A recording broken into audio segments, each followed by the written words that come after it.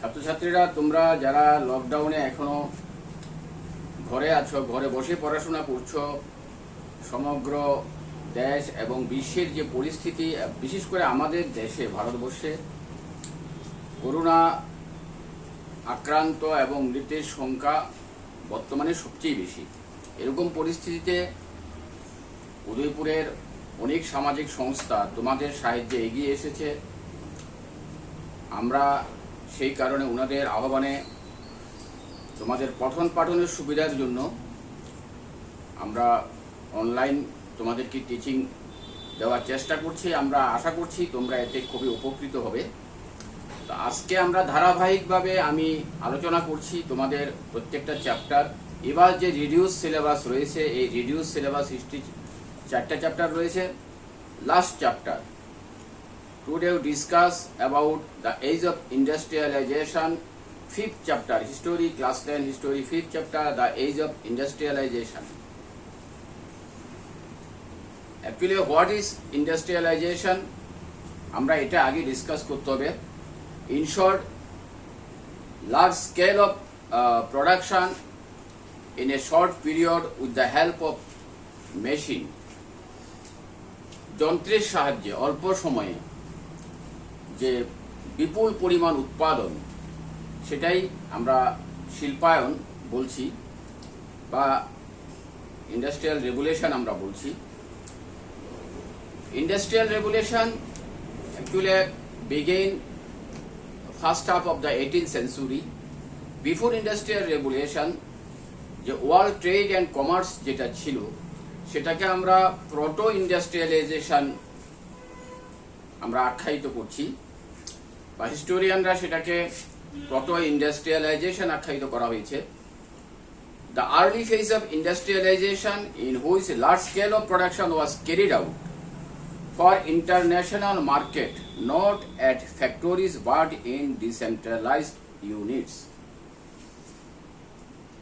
শিল্পায়নের আগে যে বিশ্ব বাণিজ্যের ক্ষেত্রে বিভিন্ন ইউনিটের মাধ্যমে according to needs world trade যেটা চলতো, সেটা ছিল প্রোটো ইন্ডাস্ট্রিয়ালাইজেশন। বিশ্বের বিভিন্ন অংশের কলোনিয়াল পাওয়ারগুলি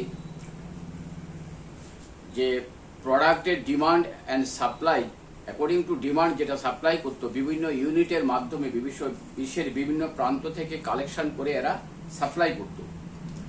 তো প্রোটো ইন্ডাস্ট্রিয়ালাইজেশন পিরিয়ড যখন 17-18 সেঞ্চুরিতে একটা কলোনাইজেশন হাই স্পিডে চলছিল, ইউরোপিয়ান পাওয়ারগুলি কম্পিটিশন করছে, বিভিন্ন এশিয়া এবং আফ্রিকার কলোনিগুলিকে এরা ক্যাপচার করেছে। আমাদের India moreover 190 years rule by the British due to colonisation. তো আমাদের দেশের যে কলোনাইজিং যে পিরিয়ড ছিল, সেখানেও আমরা দেখেছি যে ব্রিটিশরা তাদের দেশের স্বার্থে আমাদের দেশ থেকে বিভিন্ন এগ্রিকালচার প্রোডাক্ট নিয়ে যেত। At that time actually economy was mainly dependent on agricultural products and forest goods. তো আমাদের দেশ থেকে এরা বিভিন্ন রকমের স্পাইসেস, ওপিয়াম এগুলি নিয়ে যেত, আর ইন রিটার্ন তাদের দেশ থেকে আমাদের দেশের প্রাইমারি লেভেলে গোল্ড, সিলভার, বিভিন্ন আর্টিকেলস এবং এগুলি এরা দিয়ে যেত। কিন্তু ধীরে ধীরে কলোনাইল পাওয়ার যখন পার্মানেন্ট হয়ে গেল, তখন এরা এক্সচেঞ্জের মাধ্যমে এদের কমার্শিয়াল নিডটা ফুলফিল করছিল। এক্সচেঞ্জ সিস্টেম মানে কি? প্রোডাক্টের বিনিময়ে বিভিন্ন প্রোডাক্ট দিয়ে দিচ্ছে। যেমন আমাদের এখান থেকে ওপিয়াম এরা কিনে নিয়ে বা এরা প্রোডাকশন করে ফার্মারদের দিয়ে এটা চায়নাতে সাপ্লাই করতো, চায়না থেকে টি আমাদের দেশে সাপ্লাই করতো, তাদের দেশে নিয়ে যেত, এভাবে চলতো। World trade has expanded at a very fast rate during 17th and 18th century.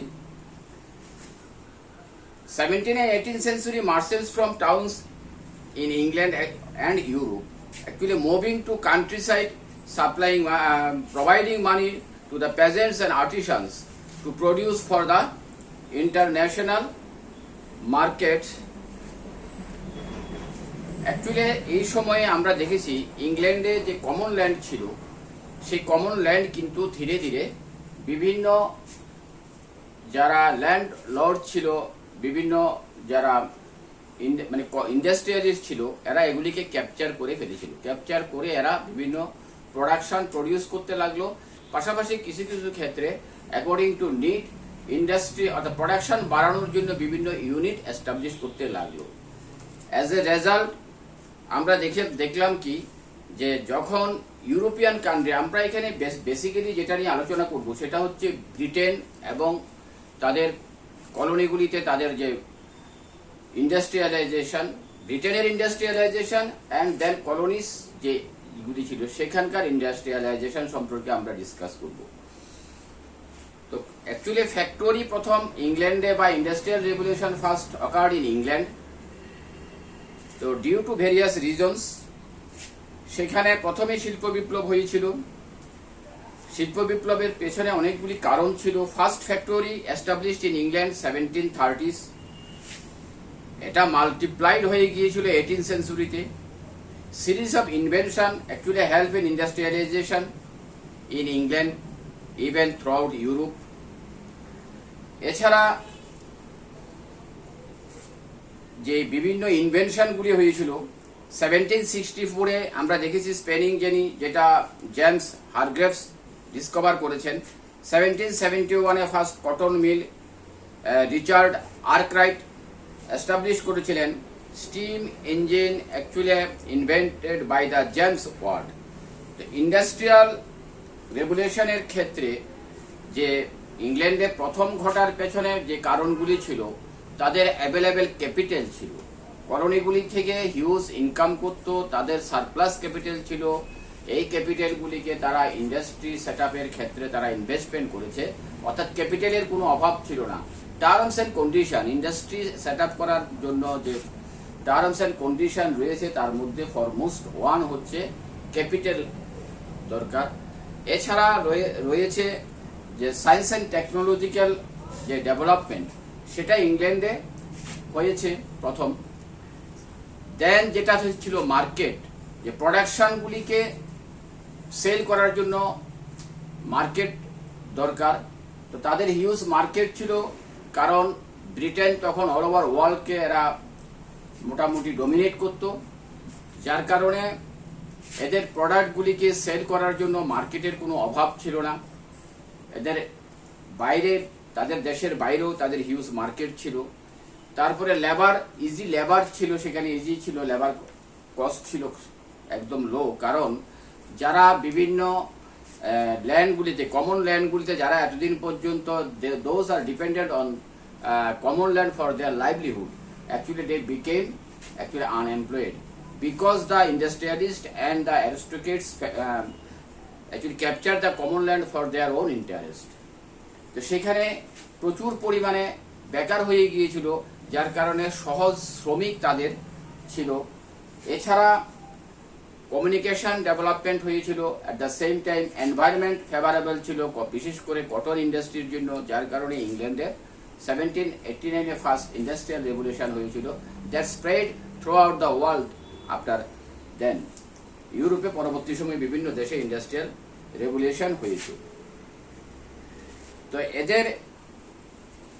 এর পরবর্তী সময়ে আমরা যেটা দেখলাম, যে ইন্ডাস্ট্রিয়াল রেভলিউশন হয়ে যাওয়ার পরে ব্রিটেনের যে সকল ইন্ডাস্ট্রিয়ালিস্টরা ছিল, এরা প্রেশারাইজ করছিল গভর্নমেন্টের উপর তাদের ইন্ডাস্ট্রিয়াল প্রোডাক্টকে মার্কেটাইজ করার জন্য বিভিন্ন কলোনিগুলিতে, এবং কলোনিগুলি থেকে যে সকল প্রোডাক্ট ইংল্যান্ড এবং ইউরোপে আসতো থ্রু ইস্ট ইন্ডিয়া কোম্পানি, সেগুলিকে প্রটেক্ট করার জন্য হাই ট্যাক্স ইম্পোজ করার পলিসি অ্যাডপ্ট করেছিল British government. As a result Indian silk and cotton industrial যে প্রোডাক্ট ছিল, সেটা ডমিনেট করছিল international market. Before industrial revolution আমাদের দেশের সুরাট, হুগলি, যেটা আমাদের বেঙ্গলের হুগলি, গুজরাটের সুরাট, প্রেজেন্ট অন্ধ্রপ্রদেশের Masulipatnam were most important ports that use for the international trade. তো এই যে আন্তর্জাতিক বাণিজ্যের ক্ষেত্রে যদিও ইন্ডিয়ার একটা ট্রেডিশন ছিল, ইভেন টুডে আমাদের যে যেটা জামদানি শাড়ি বলি, বালুচরি বলে, আমাদের যে কটন হ্যান্ডমেড প্রোডাক্ট ছিল, এগুলি through out the world huge demand ছিল। এবং আমাদের টোটাল যে ফরেন এক্সচেঞ্জ যেটা ছিল সেটার 33%, এটা যেখানে 1811 থেকে 12 সালের দিকে share of cotton textiles industries was 33% of Indian export, total export. আর 1850 গিয়া ইট ইজ নো মোর দেন 3%। তো এটা তোমরা পরিষ্কারভাবে বুঝতে পারছো ইন্ডাস্ট্রিয়াল রেগুলেশনের পরিপ্রেক্ষিতে ভারতের যে আন্তর্জাতিক বাণিজ্য ক্ষেত্রে যে আমাদের হ্যান্ডমেড প্রোডাক্ট, বিশেষ করে কটন প্রোডাক্ট, যেটা সমগ্র বিশ্বের বাজার দখল করেছিল, 33% টোটাল এক্সপোর্টেশনের 33% ছিল এই কটন শাড়ি। তো সেটা 3% চলে এসেছে। মানে একটা বিশাল ধরনের যে ঘাটতি আমাদের দেশে সেটা হয়ে গেছে। তো এটার পরিপ্রেক্ষিতে ভারতবর্ষের যে ট্রেড অ্যান্ড কমার্সের ক্ষেত্রে, আমাদের সোসাইটির ক্ষেত্রে এবং আমাদের ইকোনমির ক্ষেত্রে একটা গ্রেট ইম্প্যাক্ট এটার উপর ছিল, প্রভাব ছিল। তার কারণ হচ্ছে কি, those people, those are dependent on the cottage industries, those are dependent on production of the silk and cotton sarees, they became unemployed because of industrial revolution. Manchester made product যেটা, সেটা আমাদের বাজারে ছেয়ে গিয়েছিল। মোরওভার হাই ট্যাক্স ইম্পোজ করা হয়েছিল আমাদের যে সকল প্রোডাক্ট আমাদের দেশ থেকে বিদেশে এক্সপোর্ট করা হতো, 48% ট্যাক্স ইম্পোজ করা হয়েছিল। অ্যাজ এ রেজাল্ট যে আমাদের যারা বিজনেসম্যান ছিল এরা কিন্তু এই কম্পিটিশনে এদের সঙ্গে হেরে গিয়েছিল। তো এটা যে বিষয়টা ছিল, তো এই কারণে আমাদের দেশের trade and commerce almost decline হয়ে গিয়েছিল during the period of East India Company, that is from 1750s to 1857। এই পিরিয়ডের মধ্যেই টোটাল আমাদের দেশের যে কটেজ ইন্ডাস্ট্রিয়াল প্রোডাক্ট ছিল, যেটা আমাদের ইকোনমিকে স্ট্রেংথেন করেছিল, যেটা আমাদের দেশের আনএমপ্লয়মেন্ট প্রবলেম সলভ করেছিল, যেটা আমাদের দেশের মানুষের লাইভলিহুডকে মেনটেন করত, it was decline by the British economic policy, British industrial policy. That was why Indian had to face great troubles.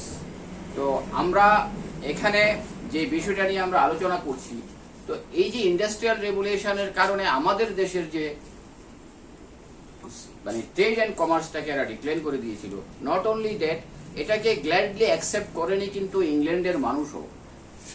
ইংল্যান্ডের জনগণ, ইংল্যান্ডের যারা আগে মানে কটেজ ইন্ডাস্ট্রির উপর ডিপেন্ডেন্ট ছিল, they also revolted against the government policy.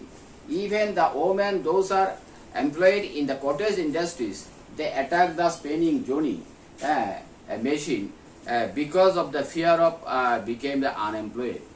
তো এই যে অবস্থা, যে শুধু শিল্পের উন্নয়নের কারণে, শিল্প বিপ্লবের কারণে তার যে ইম্প্যাক্ট বা প্রভাব, সেটা যে শুধু আমাদের দেশের উপর পড়েছিল তা নয়, এটা ইংল্যান্ডের জনগণকেও প্রভাবিত করেছিল। যার কারণে এই বিভিন্ন শিল্প কারখানা যেখানে গড়ে উঠছিল সেগুলিকে তারা অ্যাটাকও করেছিল। এটা হচ্ছে একটা ফেজ যেখানে আমরা যে প্রি ইন্ডাস্ট্রিয়াল রেগুলেশনের যে total economic condition, after industrial regulation যে ইকোনমিক কন্ডিশন, কিভাবে যে ডেনিজ অফ অয়েল যাকে আমরা বলি, যে তাদের ইন্ডাস্ট্রিয়াল প্রোডাক্টের মাধ্যমে আমাদের দেশে ইকোনমিটাকে এরা ক্যাপচার করে নিয়েছিল এবং আমাদের দেশের সম্পদ ওদের দেশে নিয়ে যাচ্ছিল। যেখানে আমরা ছিলাম যে সিল্ক এবং কটন প্রোডাক্ট আমরা যেখানে এক্সপোর্ট করতাম, সেখানে আমাদের ইন্ডিয়ানরা হয়ে গেল র মেটেরিয়াল সাপ্লায়ার, তাদের ইন্ডাস্ট্রির র মেটেরিয়াল সাপ্লায়ার হয়ে গেল। যেখানে আমরা প্রোডাকশনটা আমরা সেল করতাম, পাঠাতাম, সেই জায়গায় India became the supplier of র মেটেরিয়াল অফ ব্রিটিশ ইন্ডাস্ট্রি। এটা একটা পার্ট। আমরা সেকেন্ড পার্টে আমরা যেটা নিয়ে ডিসকাস করব সেটা হচ্ছে যে ব্রিটিশ পিরিয়ডে, যে কলোনিয়াল পিরিয়ডে, যে আমাদের দেশে কিভাবে এরা ব্রিটিশরা ইন্ডাস্ট্রি এস্টাবলিশ করেছিল। আদারওয়াইজ আমাদের দেশের বিভিন্ন যারা ক্যাপিটালিস্ট ছিলেন এরা কিভাবে আমাদের দেশে যে কি পরিস্থিতিতে ইন্ডাস্ট্রি এরা এস্টাবলিশ করেছিলেন, এটা আমরা সেকেন্ড ফেজে আমরা আলোচনা করব, সেকেন্ড পার্টি। তো এখন আমরা ফার্স্ট পার্ট আমরা এখানে ক্লোজ করছি, আমরা সেকেন্ড পার্ট আমরা এর পরের আলোচনা করব।